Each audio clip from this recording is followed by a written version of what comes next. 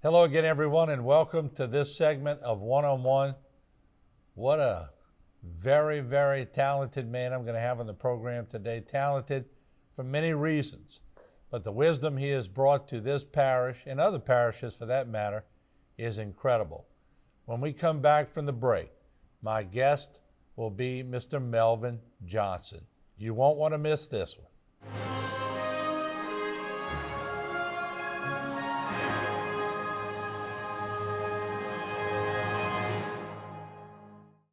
One-on-One is brought to you by the Law Office of Waits and Downer.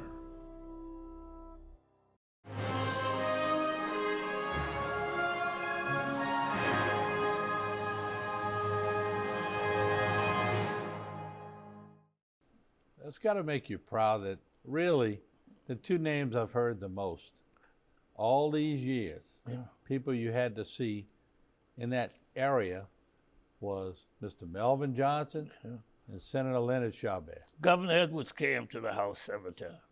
I imagine he did. Oh, yeah.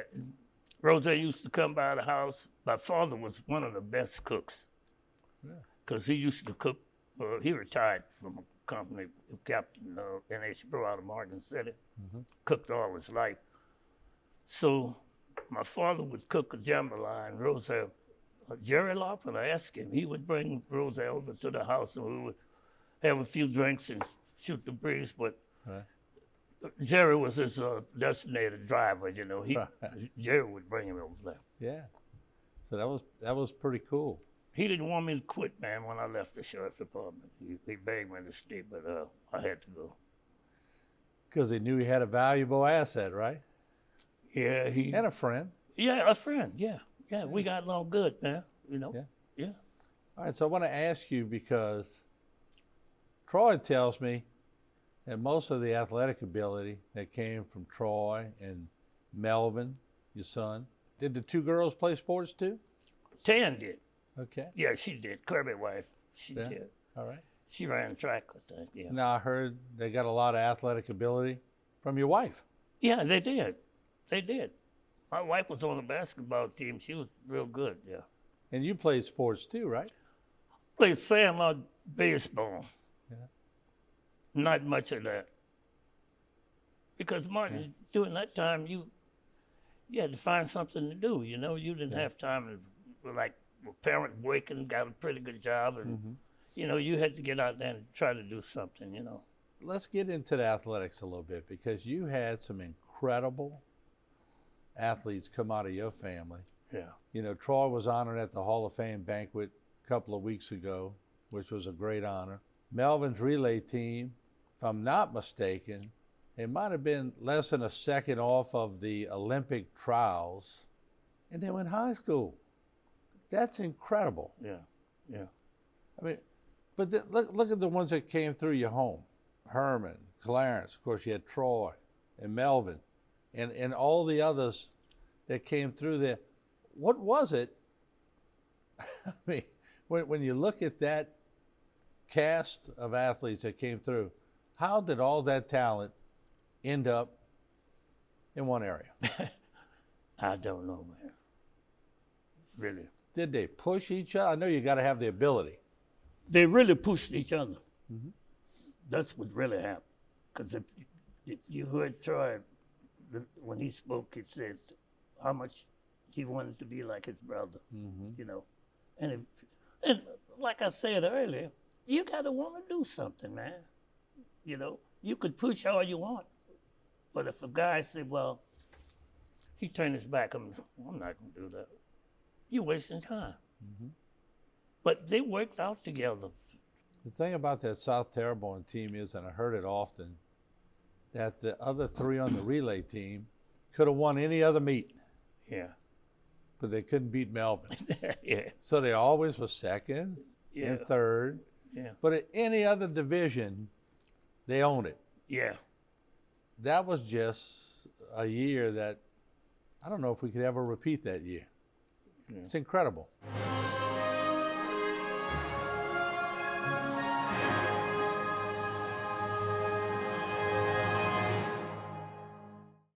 For all of your cases, including those with catastrophic significance, Call Waits and Downer Law Firm.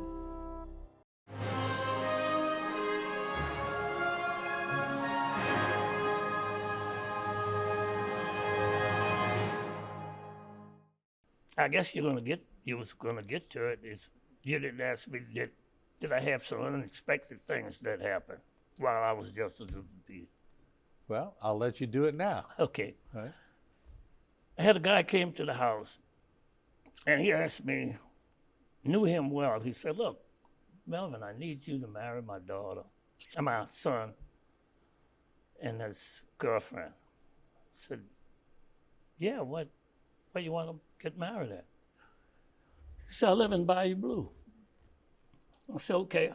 Do you live on the Lafourche side or the Terrebonne side?" I said, "Now you know, east of Lafourche, as you pass the light, east of the red light is on the Lafourche side, which is going toward New Orleans. Mm-hmm. South of the light is on Terrebonne side." He said, "I live on Terrebonne side." I said, "Okay." They had a hall out there. So I get out there to marry the guy, talking to people. I didn't see the hall he was talking about. They said, "Well, Mr. Johnson, this hall is over here on the foot side." I go over there, they got the table and everything set up. So I told him, I said, "Man, I can't marry anybody here, marry these people in Lafourche Parish." He said, "You can't." I said, "I told you in the beginning I could do it, but I could if I get the consent from a judge or justice of the peace. I could have done it, but I didn't have the consent to do that." So he said, "Well, man, they had people that I know was over there that I talked." He said, "Well, I tell you what, nobody gonna know this." I said, "Yeah, somebody gonna know it." He said, "Well, who's gonna know it?" I said, "You and I know it from the beginning." He said, "But what we gonna do?" I said, "I'll tell you what we're gonna do." He said, "What?" "The little bridge run across the Lafourche Terminal." Had some people sitting on the porch over there. I walked across there and I spoke to the man on the porch, and I asked him, would it be okay if I married a couple was a mistake made on his property over there? He said, "Well, that would be okay." I said, "Just the bride, the bridesmaid, and the witnesses. I need you all to step across this bridge with me and go over here." They said, "Well, why are you going to do it?" I said, "So we're going to Terrebonne Parish." Went over there, we did the wedding on that side. Then we went back and everybody had a good time in Lafourche. That's Now, interesting. the second thing that happened, and this is the last one I'll talk about. Another guy called me about marrying his son. I said, "Okay." So they came by my house and they got married. I married. They said, "Well, I want you and your wife, Mr. Johnson, come on, go out with us tonight. Come on. We want to give you all a good time, too." My wife was his teacher, and he rode the bus with me in the past. So I said, "We can't go because I had a wedding to do the next day." So I said, "I can't go." We couldn't go. Married them, they left. The phone rang 7 o'clock the next morning. I said, "Melvin," I said, "Yes, this is Miss, do you still have the marriage license that you married my son with last night?" I said, "No, ma'am. They're in the post office." In the post office. I said, "What happened?" She said, "You know, Mr. Melvin, I got to tell you this. They had a motel and they were supposed to stay at the motel last night." She said, "You know that dirty wench took off with the best man, and my son can't find her." I said, "I'm sorry, I don't have the license." But at my house, the way the girl was acting with the best man, I figured that was going to happen anyway. Oh, you knew. I knew You that. could sense what was happening. Yeah. What did you like most about growing up in Terrebonne? Like you said, they had ups and downs, which everybody has. Yeah. But what a storied life you had. What would you change anything? No. I wouldn't change anything. I would hope that I could do something to make it better. Yeah. You know? I wouldn't change anything. But you know? isn't that your outlook? You always looking at the positive side. You never wanted to harp on the negative. Never did in my life. Never looked at nothing negative, you know. Either you for it or you're against it. And if you're against it, leave it there and forget it. If you're for it, do more to make it better. What kind of advice would you have, and I'm going to talk to the younger generation coming up, because us older generation, we're getting to be the older generation now. And yeah. Troy's he won't admit it, but we're all getting a little older. Yeah. But we see the generational changes, and we see the things that our parents instilled in us as young children that we've embraced. What advice would you give to the young teenagers and the young adults watching today? Martin, let me say this to you. When my children was coming up, darkness, my wife knew where they were. We kept a strong lid on those kids. A lot of kids I see today, they're just running the streets. And you're not going to control those children if you don't keep a strong lid on them, man. You know, you got to do it. Mm-hmm. And in most cases, some people let it go too far. You can't, once the lid is off, they can't put it back on. Because they've been running the street, they do this and that. When you try to stop them, it's too late then. The only thing that's going to happen to them, they're going to wind up in a reform school or hurt somebody, or they get hurt. And you can avoid that if you start in the beginning.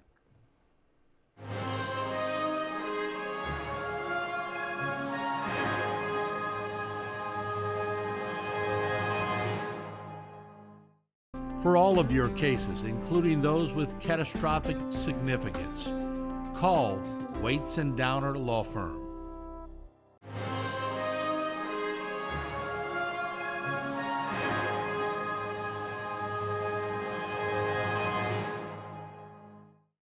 You got to be proud, and your wife too. I want to give your wife credit too.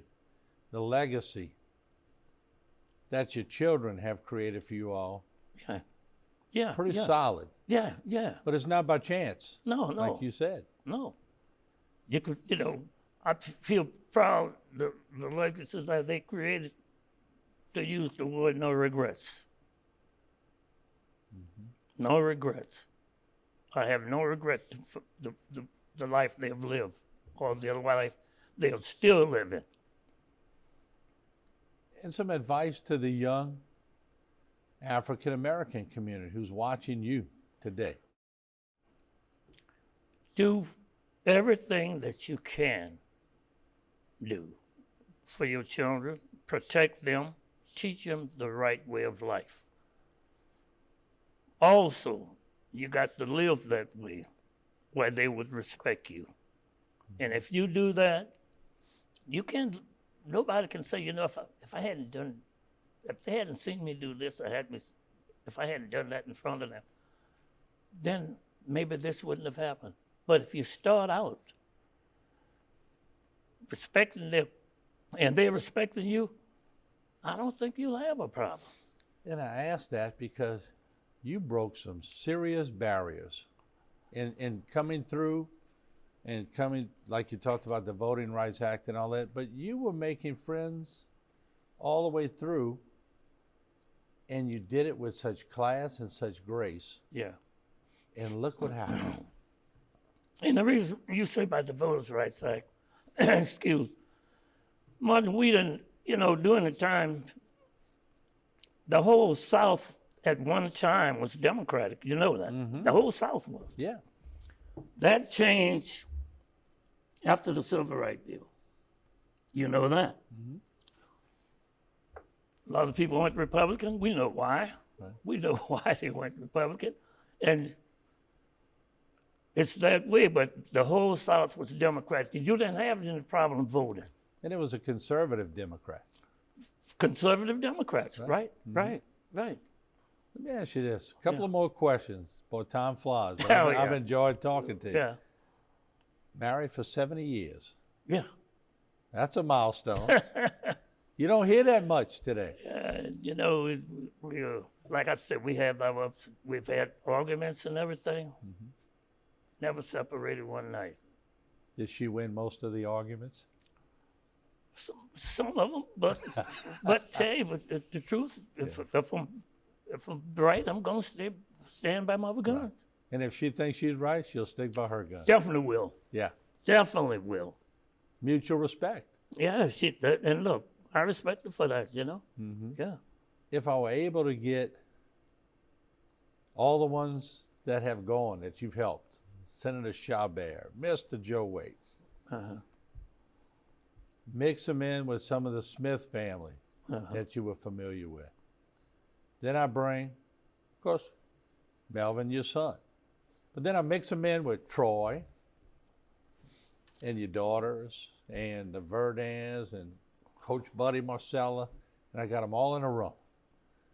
And I said, and let's bring in Joe Waits Jr., the DA now, and others before him, Charlton Roseanne. Give me one word that would describe Mr. Melvin Johnson. What would you hope the one word would be? I hope the one word would be honest. The one word would be honest and trustable. I think honest fits you extremely well. I would add one. I would say principled. Well, yeah. You were very... Yeah. You stuck by your beliefs. Yeah. And you were strong in your beliefs. Yeah. And with that comes honesty. Yeah. Like you wouldn't marry the couple in Lafourche because it was not your jurisdiction. That's right. So walk over the bridge, knock on somebody's door, and I'll marry you there. Yeah. That's pretty good stuff. Yeah. Well, maybe some people would say, yeah, well, I'm going to do it this time. Mm-hmm. And the next thing, guess what happened? It'll be a big splash on your show. Welcome to Bayou Time. Okay, yeah. I want to thank you for what you've meant to the community, and you're legendary. I mean that. You're legendary. I've heard your name so many times. Yeah. And I'm just glad we were able to sit down for a little while and chit-chat. Well, the first time I met you was, you came over by the club. Mm-hmm. You and Clifford Smith, a bunch of you guys. You remember that? That's a long time ago. That's a long time ago. You got a memory. And they were much older than me. Yeah. They were bringing a few of us young guys around just to get the situation, just to show us, I guess. And the last time I was in your studio when I ran for sheriff. Mm-hmm. When I ran for sheriff, I was telling Troy that was the last time I was in your studio. You know, the first thing my assistant Joni told me when you walk past, come to the studio, I'm walking out the office, she goes, he outdressed you. He's looking sharp.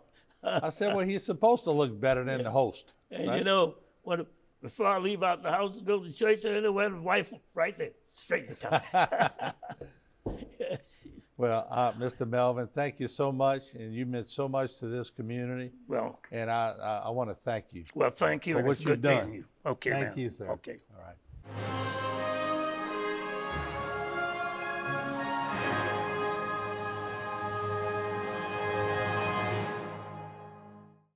For all of your cases, including those with catastrophic significance, call Waits and Downer Law Firm.